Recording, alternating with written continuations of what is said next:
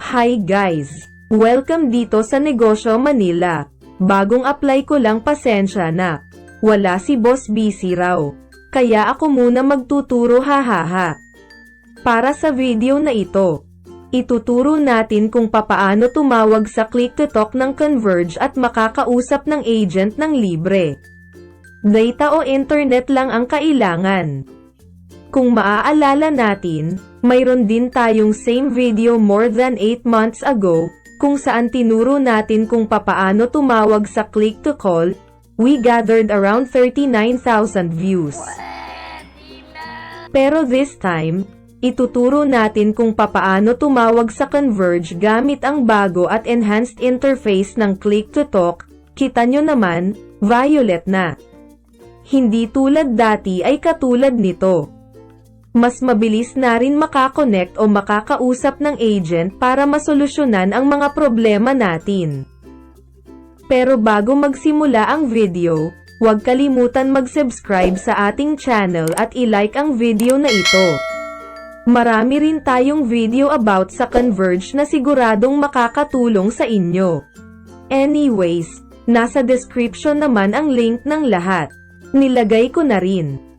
Sa bahaging ito, pwede tayong gumamit ng laptop o computer o ang mga cellphone natin para makatawag sa kanila ng libre. Kailangan lang pumunta sa browser, Google Chrome o kung saan tayo nagse-search. O click nyo na lang ang link na nilagay ko sa baba. Pagkatapos nun, paste sa address bar, at maghintay ng ilang sandali. Kung first time nyo, may permission na hihingiin dyan. Click nyo lang ang allow. Sa una, mapapansin natin na disconnected ang status. Okay lang yan. So kailangan lang maghintay ng mga 5 hanggang 10 segundo, pagkatapos hintay ang maging connected ang status. Kung hindi pa rin connected, refresh lang natin o i-click o i-type lang uli ang link. Kapag connected na, maririnig natin ang automated voice response gaya nito. Thank you for calling Converge ICT Solutions Incorporated. This call may be recorded for quality monitoring purposes. Please note that the information you provide may be used for current and future transactions with us. A copy of our privacy policy is found on our webpage at www.convergeict.com. If you agree, press 1 to continue. Otherwise, press 2 to disconnect this call. Pagkatapos nyan, pindutin lang natin ang 1. Pagkatapos, ito ang maririnig natin. For residential, press 1. For SME, press 2. For corporate, press 3. To repeat options, press 4. Ayan, may 3 pagpipilian. Una, residential, pangalawa, SME o small medium enterprise, at sa huli, corporate account. Dahil residential naman tayo halos lahat, click natin ang 1. To know more about our services, press 1. To follow up your application, press 2. For non-technical concerns, press 3. For technical concerns, press 4. To repeat options, press 5. Pagkatapos natin mapindot ang 1, 2 lang ang pinaka-highlight dito.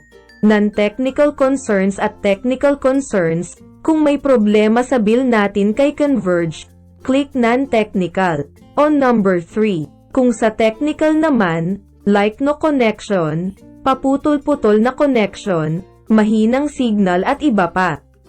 Let's say na may problema tayo sa speed, click natin ang technical, number 4. Pagkatapos nyan, siguraduhing hawak o alam ninyo ang account number. Kailangan lang nating e-enter.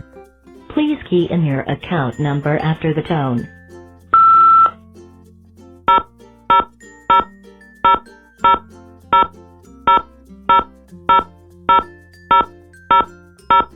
Pagkatapos ma-input ang account number, maririnig natin na inulit niya.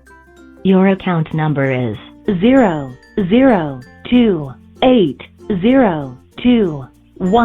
If this is correct, press 1. If this is incorrect, press 2. Kung tama, pindutin natin ang 1. Kung mali naman, pindutin ang number 2 para e-type uli ang account number.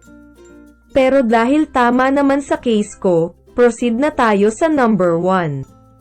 Press 1 for LOS indicator. Press 2 for modem related. Press 3 for slow speed. Press 4 for others.